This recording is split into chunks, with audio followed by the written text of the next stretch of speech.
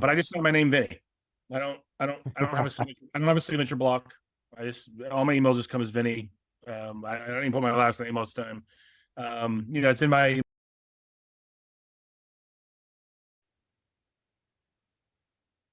Hello, everyone, and welcome to the podcast Conversations That Count. This is your host, David Shaft, with an amazing episode with Vincent, an absolute pioneer in technology and, of course, technological education to be specific. Vincent, I don't want to introduce too much without passing it to you. So introduce yourself to the crowd. Well, thanks. I'm Vinnie Forese, and for the last 25 years, I've been the president of Link Systems International, which is a uh, online tech-enabled services company that services higher education K-12 across the country, some international places, and we've had a really long-term focus on student achievement, student success, student persistence. Um, you know, things that matter to educators today about helping students who have the wherewithal to continue their education find the resources they need to succeed. And that's sort of what our focus has been, going back to the mid 90s when online wasn't as obvious to everybody as it is now. No, I love it. And something that's really special about what you do, and I know you've talked about it in the past. So, me personally, I'm a first generation college graduate. And in most cases, I wouldn't have had the resources to be able to complete college. So I know that's a lot of the students that you help as well. So I think that's amazing. Yeah, yeah, it is. It's it's something, as we tease people who join our company, this is not, um, we're not in an industry where we're trying to all flip this company for $1 billion. Like you should go work for somebody who's making electric cars or trying to send people to the moon. Those have much higher end bang for the buck in terms of you're out. But the reason most of us do this, there's certainly good living to be made, and I certainly don't want to pretend that there's not money to be made in education. But the way teachers and educators and people who run tutoring centers, they're at the end of the day, you have to really love what you do, and the only way to do that is if you love who you're doing it for, and that's the students that need help. And as I always tell people, I've got 3 kids, I got 4 kids. My kids have 2 parents, both with master's degrees. My children don't need any third party support. They'll just come right to mom and dad if they need support. They need help with homework, if they need a resource. We're blessed to be able to provide that for them, and that's great. But there are many, many more students. So as you mentioned, people first generation. I don't think people always can really appreciate what that means to be a first generation college student. I mean, nobody in your family had ever gone to college. And if that's the Yeah. case, what was your incentive? What was the motivation? Now, sometimes you have a parent, my grandfather, Italian immigrant, he didn't go to college, but he beat it into all his children. And I don't legally beat it, although from stories I've heard, maybe there was a little bit of that. They were all going to go to college because he knew back then that was your way out of. That's how a lot of immigrants fix things. But without that, you don't know, right? You don't know what you don't know. So, just out of curiosity, at what point in your life did you decide that you would go to college? Like, um, when did that hit you in your life? I'm just kind of curious. Yeah, it's something I told myself I was gonna do from I want to say as early as first grade. My grandma Really? actually was, yeah, I was raised with my grandma, so she was really big on none of her kids had finished college, but she said my grandkids are going Right. to be the one. And So I'm the oldest you grandkid. had that mentor, you had that one Yeah. person planting the seed. Right. I mean, my kids, when they were young, it was, elementary school, middle school, high school, college. And there was not an optional thing in there. There was, we didn't suggest to them that if you didn't want to go to college, you can enlist in the military. And it just wasn't a choice. Like, you're going to do it. It was the right thing to do. You could pick your major. You could, you didn't have, but you're going to at least get that extra 4 years, get a chance to grow up while, your parents will let you do it. And so you don't have to go out on your own at 18, which, can be really tough on people. So a lot of people, we deal with a lot of immigrants, people coming into this country, A lot of people don't realize that you could have a college degree in the Philippines, but you're not allowed to practice that here if you don't get through American credentialing. So a lot of these guys come over here and they'll start over in community college, and they'll just have to basically relearn under the American way of doing things. And a lot of times they might be a doctor in the Philippines and they'll never be a doctor here. But Wow. for them and their families, the opportunity was still better because they're thinking about their kids, they're thinking about their grandkids. And so just, you have all these diverse people. If you think of all the public school system challenges that we have, a lot of the inner city schools and the very rural schools struggle financially. They don't have the resources to support all the students. And you're going to get that college degree. I mean, that high school diploma, right? Yeah. There's some rules, and some states are trying to put some tests around this. The fact is, the public high schools aren't in the job of trying to get you to stay 3 or 4 extra years. When you turn 18, you're ready to go. And so if you decide at that point in your life, like, hey, I'm really going to go, I'm going to try to do something, you go to your local community college. Well, first of all, that community college is taxed to their last resort of Mm. they're underfunded. Not all schools have the same funding issues, but if you're coming in there and now you have to pass college level math and college level writing, which almost every degree requires. Mhm. And these are accredited classes, so they don't get to soften the curriculum like they might be able to do in the public school system. This is your accreditation relies on this. And so now how do I help? And if I have 10 students that are sort of tracking below level, or 20, 500 or 1,000, and so the schools are always looking for resources to partner with. And that's what we do, especially with our online tutoring service. That's amazing. So I want to ask more about how the partnerships work, but before I do that, I have to ask you one of the most important questions we ask anyone that comes on the podcast. So, Vincent, you're a leader of people. I can only imagine there have been times in your life where you've been led and been mentored. Is there a time or a conversation that really counted that you had that you'd be willing to share with us? Yeah. So you warned me you were going to ask me this question. So I actually spent a little time trying to think about it. And, it's really interesting. The fact is, I worked for a few different companies that were all sort of pioneers in what they did back at the time. And I didn't really realize it at the time. They were small businesses. They were all mentors to me, but not in the way where they pulled me aside from time to time and then just dropped a knowledge bomb on me. And I was like, wow, that is great. What they did is, even when I was really, really, really young, in my early 20s, they sort of let me into their inner circle. They let me sit in on meetings that I otherwise had no business being in. They would talk to me about things. And they really just sort of led by example. And so I really got to see how people sort of ran their company. And some of that mentoring was things that I promised myself I would never do. Sort of like, when you think of, parenting, you always promise I'm not going to be anything like my parents were. And then all of a sudden you're in a room and you hear your father say something out loud. You're just like, whoa, did my dad just say that? And you realize it was you. You're like, oh, goodness gracious, did that just happen? And so, so just one example, I had moved out to Las Cruces, New Mexico, to become a VP of operations for a firm.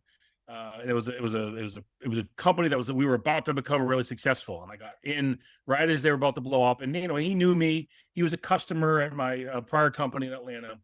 And he wanted me just to sort of take over all of his operations. His wife had been doing it for him for a few years. And, she had little kids. She didn't really want to be in the office running things in the first place. And it was just becoming too much for her to do part-time.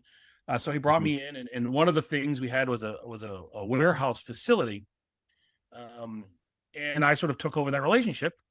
And I was young, and I was probably more aggressive than I had to be at the time. And I thought, hey, listen, look at me, I'm the boss now. You'll do what I want. And after maybe a month or two, my boss called me into his office, and this is the kind of guy he was. So the owner of the facility wrote a letter What? complaining about me, and he read it to me. My boss did, and just and it was, as a matter of fact, I still have the letter. It was not nice at all. Matter of fact, it got a little personal. And I was just, and I thought for sure I was about to get fired. But I mean, Yeah. it's like, obviously here I've stepped in, I've overstepped. And he read the whole letter, and I said, hey, I'm really sorry. And he laughed. He goes, for what? He goes, this is exactly what I hired you to do. I didn't think he'd get it done in 30 days though. And I'm like, can I have a copy of the letter? He said, sure, you can have it. And it just, and what I learned was to sort of not make assumptions about where the boss is coming from. And of course, now that I'm the boss, I see it happen all the time. People will quit and they'll say, this company is going to go to hell in a handbasket. They're never going to survive without me. They don't know what we do. They go, or maybe we did know what you do, and we just figured we get somebody else to do it. And so I had another similar one where I had cut a bunch of checks. My first job, I was probably 22, and I didn't have the money in the bank account. And so I called the power company.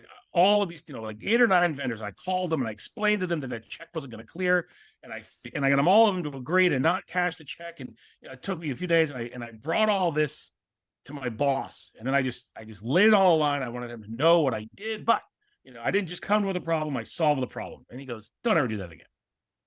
Oh, yeah? What am I saying? He goes, "If you just told me, I would have just deposited $5,000 into the company bank account. You wouldn't have had this problem." Of course, at 22 years old, like, who has $5,000 deposit in a bank? I didn't think that was a thing. And so I have a lot of little anecdotal scenarios like that I think they've all sort of stuck with me, and just collectively, and I've inherited some of them as my own. I've avoided some of them as things I'll never want to do that to anybody. And I think that's really sort of the collection of things, as opposed to any really meaningful or impactful conversations that I had, which I know people get to have. I've just never really had any of those. I mean, I love that because it wasn't like anyone just said, hey, they sat you down and said, here are the steps. Here's what I need you to do. They said, how Right. about you go out there and do it? And That's when right. you mess up, I'll tell you not to do it That's again. right. That's right. That's right. That's right. And then that is, for a fact, how I've run every organization I've ever been in charge with.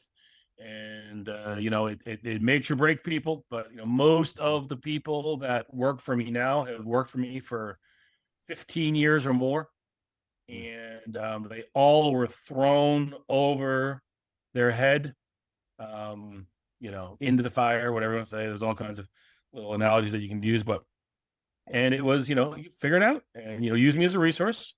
And hopefully you'll realize when things might go really south, and come running into my office, and I'll make sure that doesn't happen. And never put people in a position where they could cause harm. Maybe they'd embarrass themselves, but that's not the end of the world when you're starting your career off. But I would never let anybody put the company in harm's way.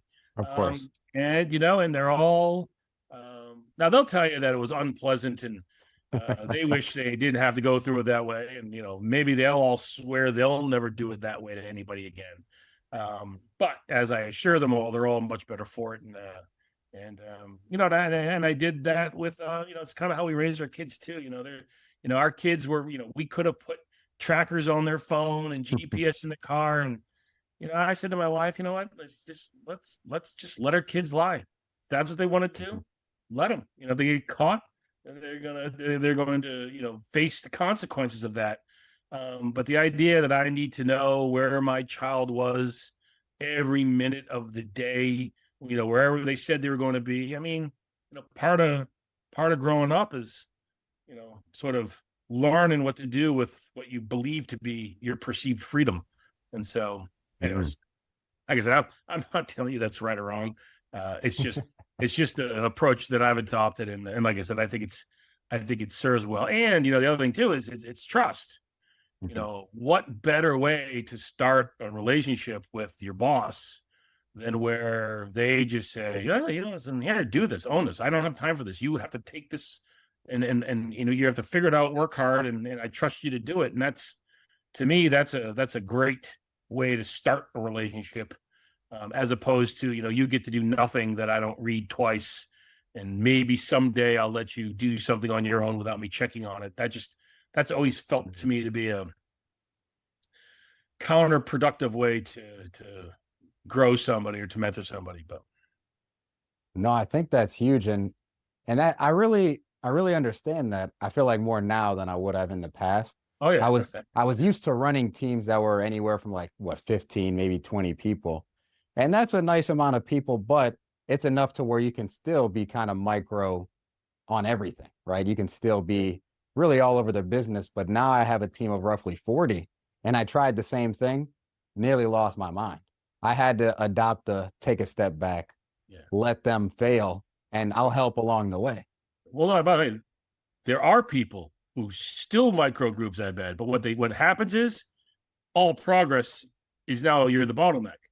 And what Mm. I will always tell you is if you feel you have a team of 40 and you need to be the bottleneck to double check everything they do before you move on to the next step, either your entire team of 40 was all bad hires, you should pick another team of 40, or just as I like to say, if everybody in the room is a jerk, you might just want to look in the mirror because it might actually be you that's the problem. Right? If it's not me, it's everybody else. That might be a problem, right? And that's a lesson, and that comes with age, right? Because when you're coming up, when you're starting your career, well, of course it has to be me. I got the promotion because Mm-hmm. they love me because I'm the smart guy, and therefore it all has to be me. And eventually, hopefully you learn that lesson um, when you're younger because it's harder the older you get, the sadder you become when you learn it, and then you realize how many years you've wasted.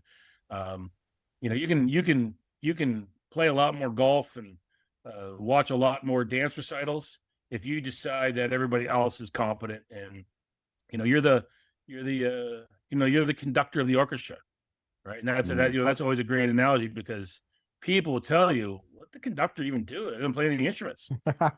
Well, the fact Yeah. is that most conductors play every instrument. Like, I don't think people Mm. realize, this guy sitting up there with a stick and they're doing this and that doesn't mean anything. And but if you know anything about how that really works, um, and why there are great conductors and okay conductors, because that is a incredibly important role. And if you can keep everybody doing the work themselves, but you just keep them all on the same page with the same focus, that's actually that's how you set yourself up for a great middle age, because you get a lot done and you don't have to um, you don't have to work hard at everything. Somebody told me once, the way you can tell, um, I'm also the chief executive officer, but I don't use that title. I use the president title just because of this. Um, if you're working in your business, you're president. But Mm. if you're working on your business, then you're CEO. The CEO doesn't really deal with the operations of the company. I know a lot of small company people have, CFO, CEO, COO, president, grand poobah, whatever title you want to give yourself. But somebody told me that once. I think I was a member of a CEO organization, and that also kind of always stuck with me. And I do work in the business a lot. I'm very actively involved in development and large customer things. But I've always, since I heard that, I try to spend at least a few hours a week, just stepping back outside of what we're doing from day to day and just try to Mm. make sure that I've got some idea, if we're heading towards where we want to get. And if all these decisions that we're making, because, a lot of times when you're in the weeds, you make a decision about getting out of the weeds. Well, that Mhm. doesn't necessarily mean you're making a good strategic long-term decision. You're just trying to get out of the weeds. And so I like to spend some time, reconciling those things with myself. Um, so I love that. I've never heard that before. So you're a president when you're working in your business. You're a yeah, CEO when you're working on your business. that's right.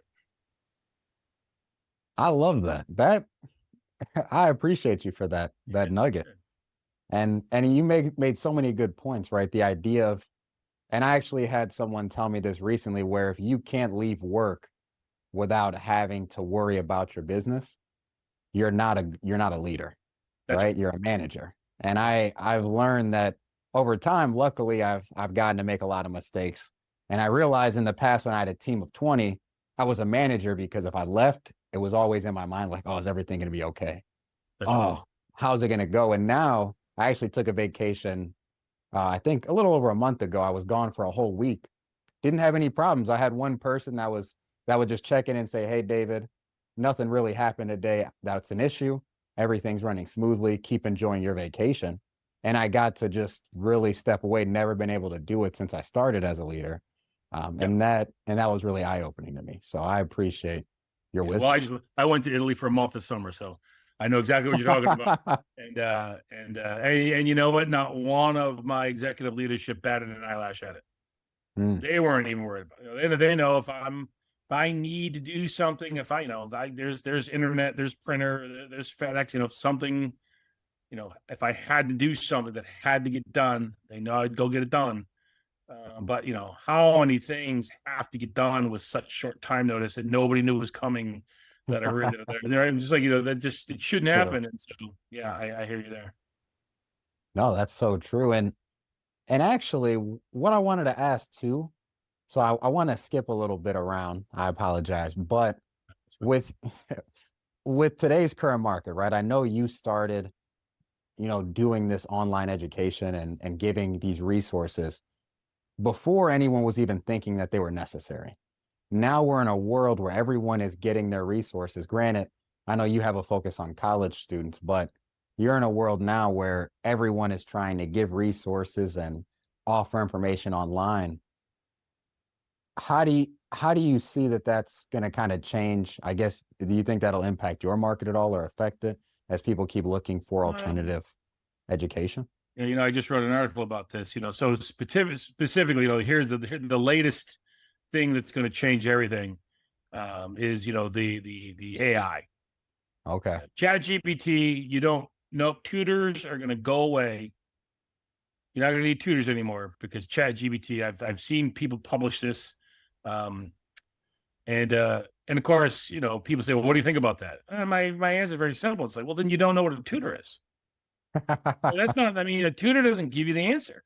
So Yeah. sure. By the way, if Chat GPT is now the latest and greatest, best way to cheat, all right, that's fine.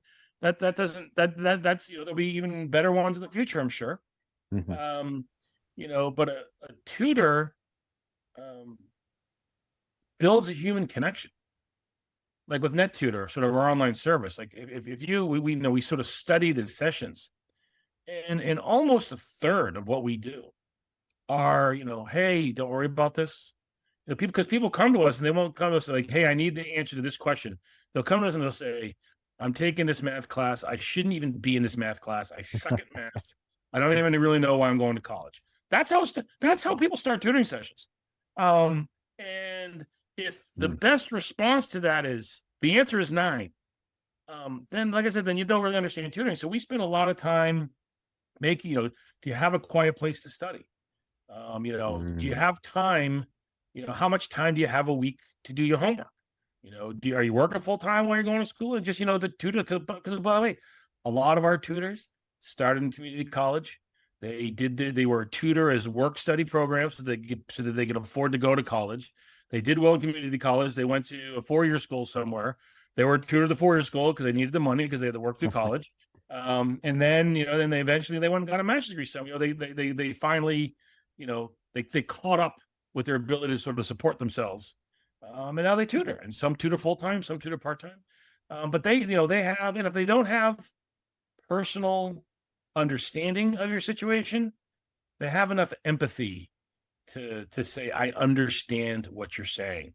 Mm. And then we get into the work. And then it's, well, what did your teacher say? Do you have lecture notes? Did you bring the book home? Did he have any videos? Did you watch the videos?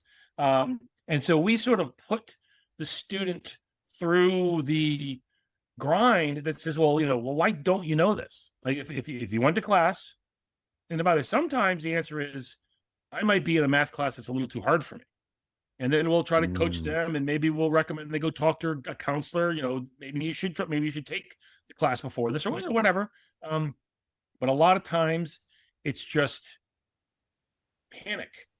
you sit down and you don't feel you're good at math. That's another thing too. We're very, very growth mindset oriented. So whenever anybody says I'm not good at math, we say you haven't been taught math well yet in your life, but eventually you're going to get there, and eventually math won't be so scary. Right? Because when we say good at math, people say I'm not good at math. Well, nobody's means like I'm not good at calculus. Like nobody's good at calculus.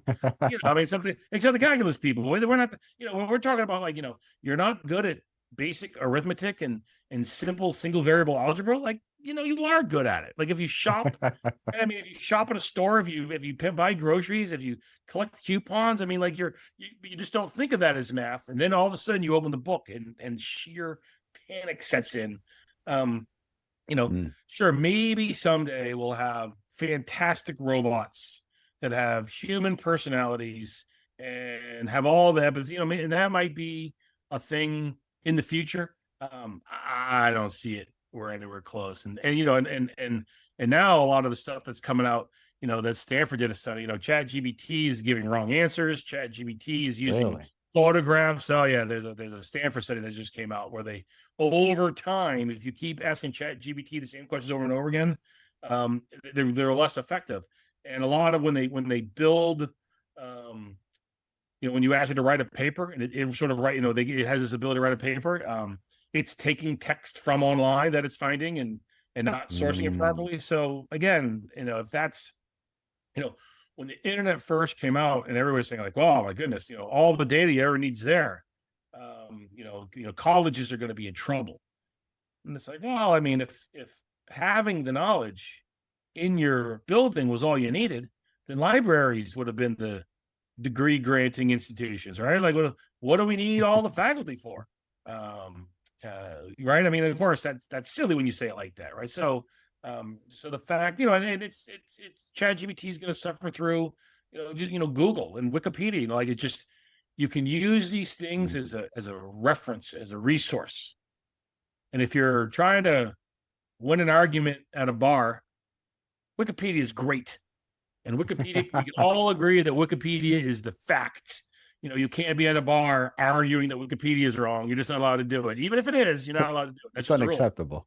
But if you're like researching something, if you're trying to learn about it so that you can write about it in an intelligent, articulate way, I mean, ChatGPT or any of these things, that's not the way to do it. Wikipedia is not the way to do it. And now, and what happens to honest research papers and, those things over time. I mean, certainly we've seen school drastically change just in the 25 years I've been doing this.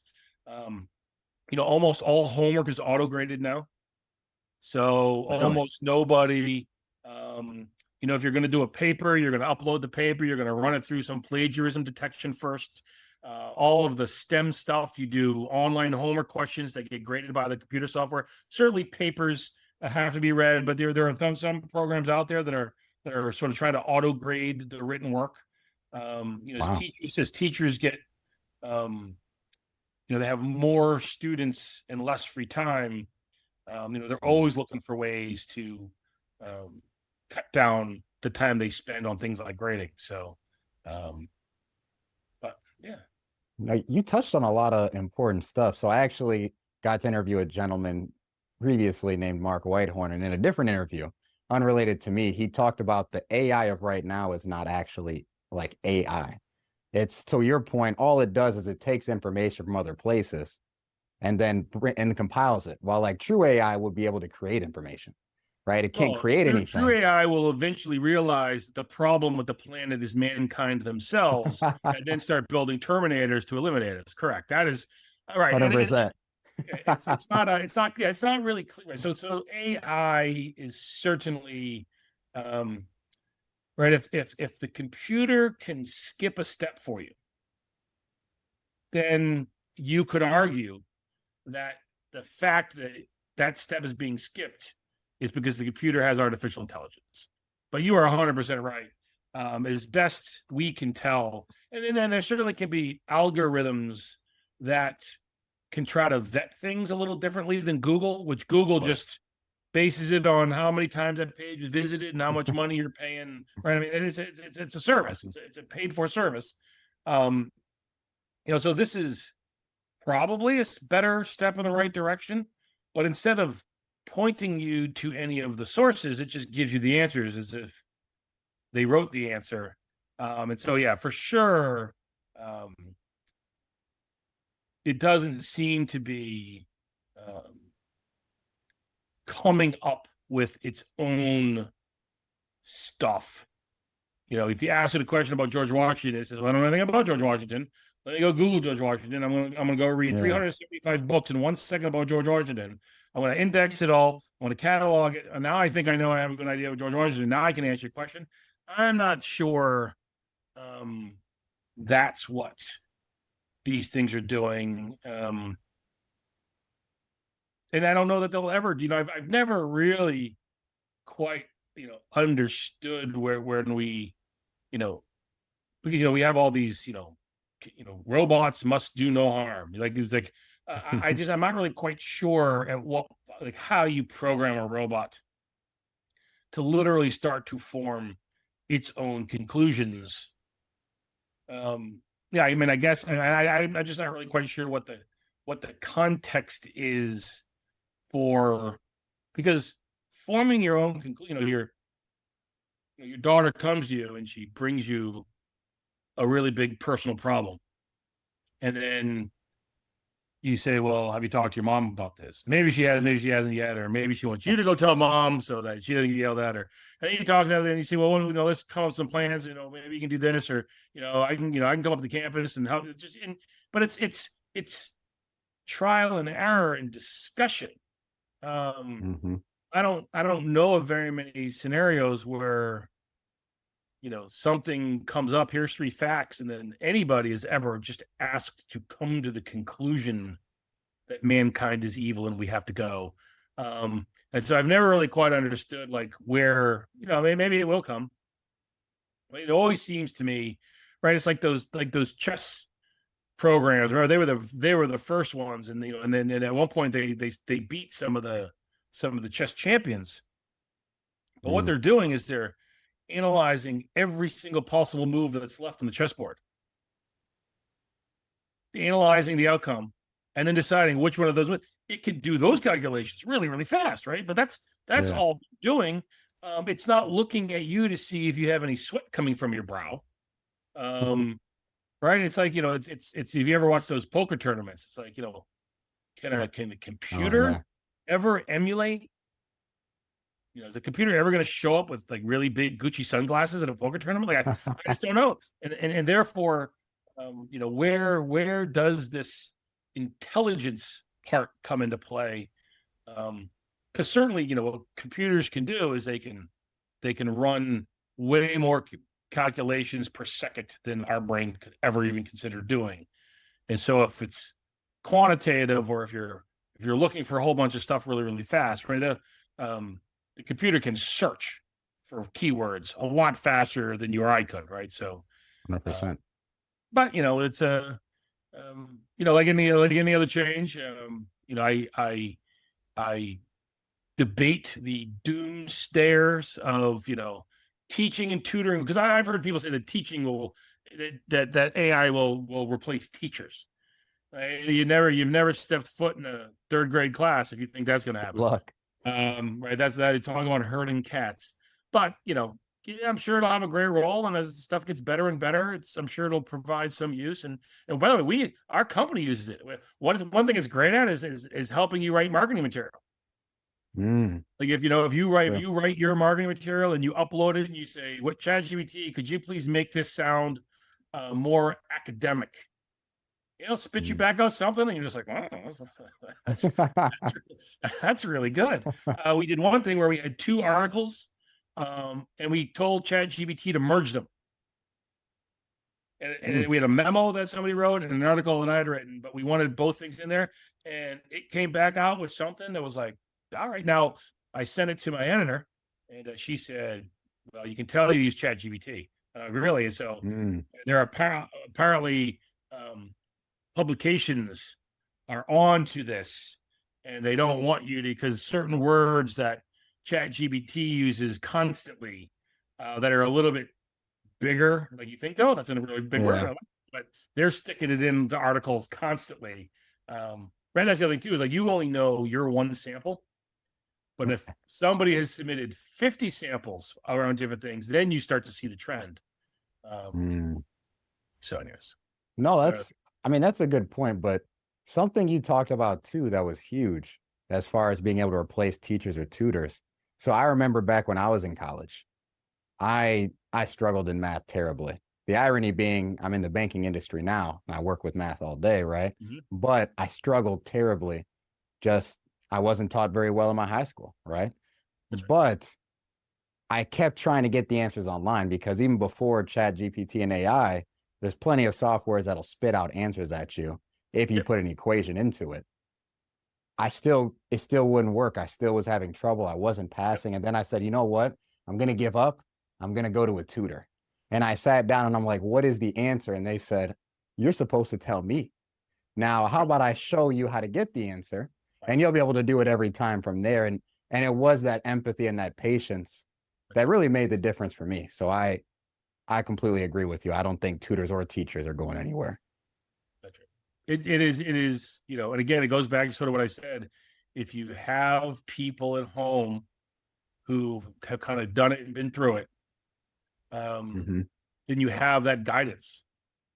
If you don't know anybody else has ever been through it, then you just don't know.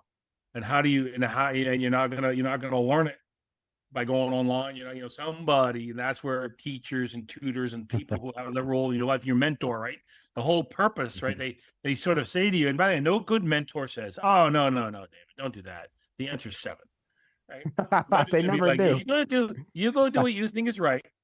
And then when you fail miserably, come back to me and we'll talk about what went wrong.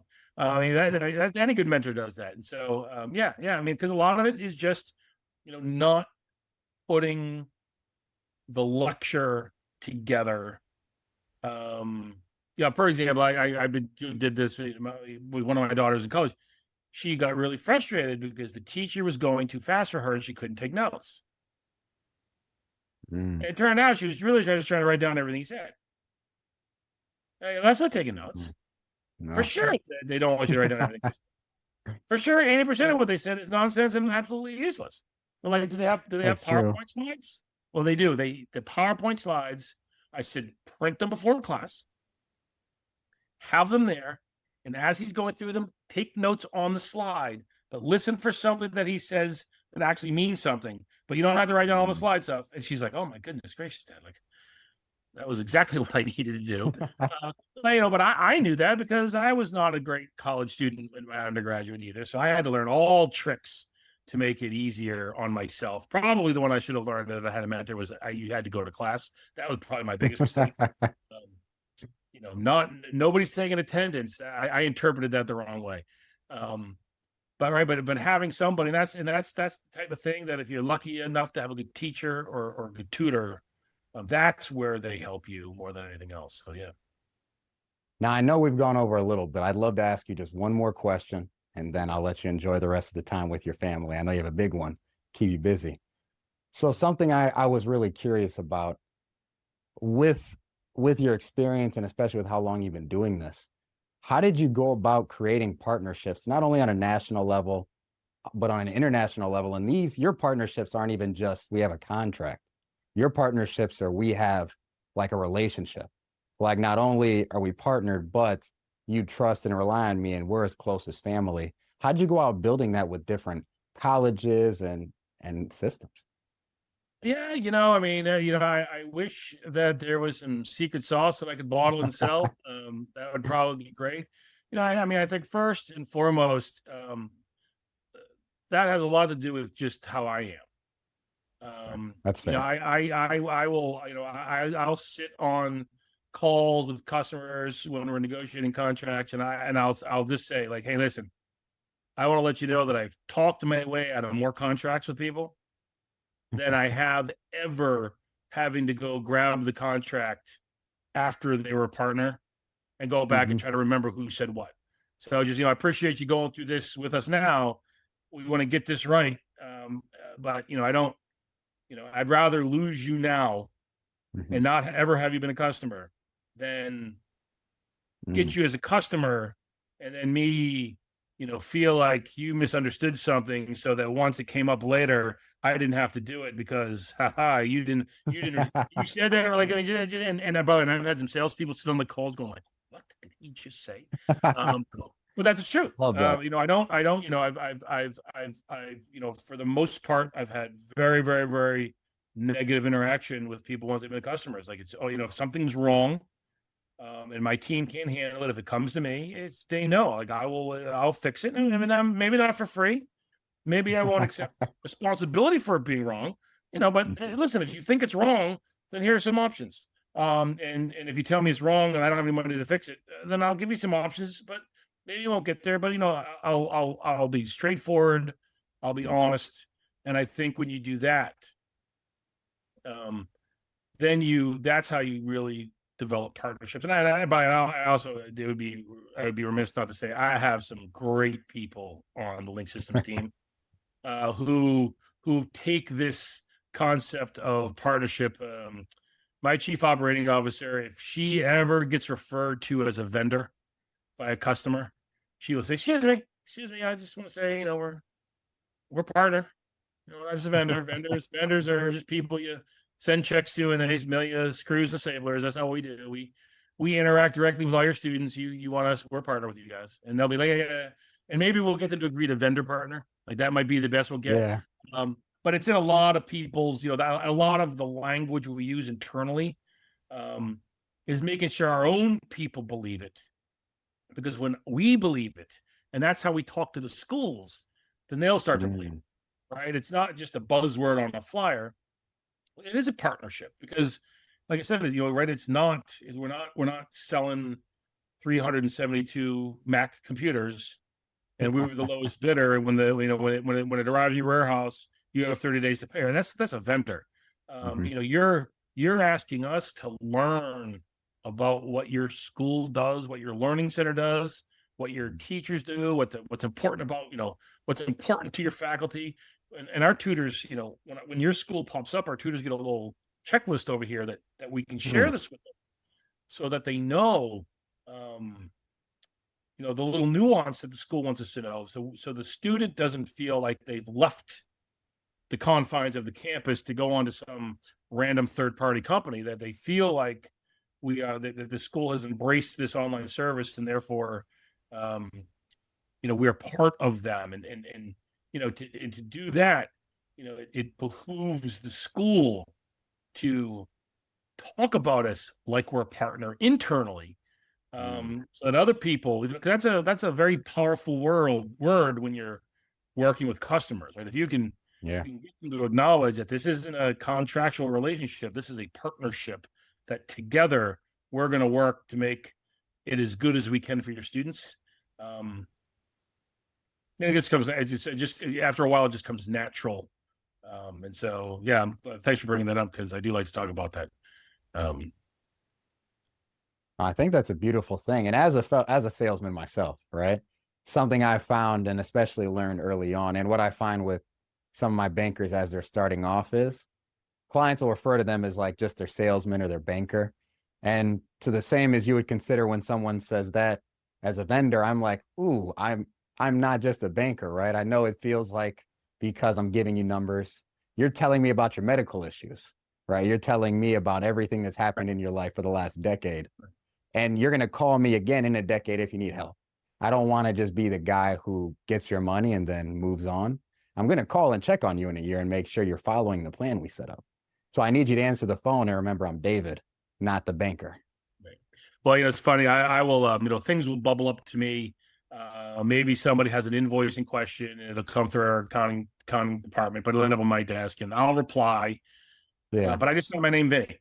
I don't have a signature, I don't have a signature block. All my emails just come as Vinny. I don't even put my last name most of the time.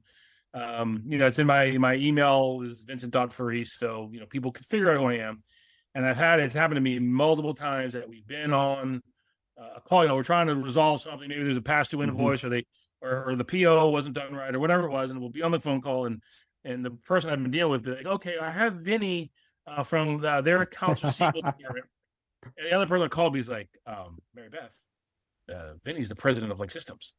And she, oh my God, I had no idea. I'm like, yeah, that's like, I didn't think it was germane to what you and I are working on. So, because again, I'm serving them as best I can because they're a partner, and I don't need any kudos from somebody in their accounting department. Like I'm not, I don't need anybody to be like, worship me. Remember who I am. I'm the very important guy. I was just like, there was an accounting problem. I happen to know a little bit about accounting, so I will try to reconcile it for you. And if I can help, or somebody else on my team couldn't, and I always find those little math problems often fun when we can't figure out why we're off by $200. I will break out my spreadsheet. I will figure it out for you. So No, I love that. And those are the that's things I get to work on because I don't have to do any of the real work because I've got people much smarter than me doing all the real work.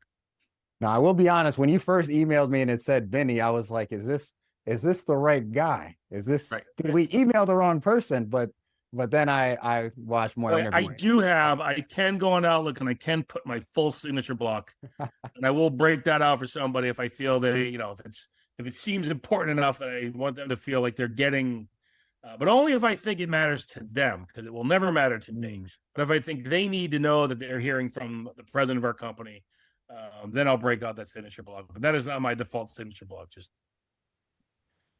so. No, I get you. I love it. And again, Vinny, I know I've kept you way over than you planned, but I can't stress enough. I'm so grateful you've taken this time and you shared your knowledge. I mean, today we've learned about the value of partnership.